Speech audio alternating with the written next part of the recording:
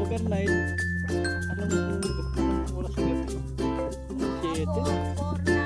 Hapon umakyat na kayo. Huwag kayong tanghali kasi dito sa Malaglag covered pa yung 50 pesos na entrance fee. Pag nag-overnight ka magiging 150.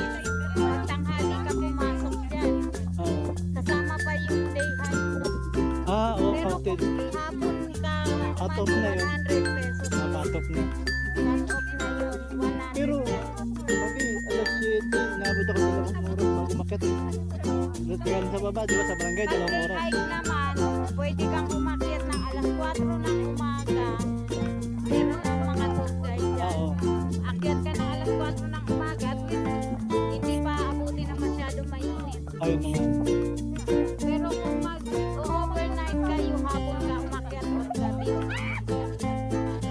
O kaya sa pagluto. Kaya tama lang yung more afternoon.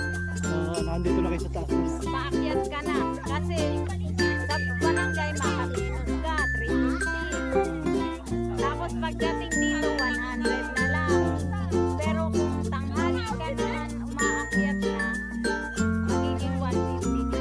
Covered pa yung day hike. Okay.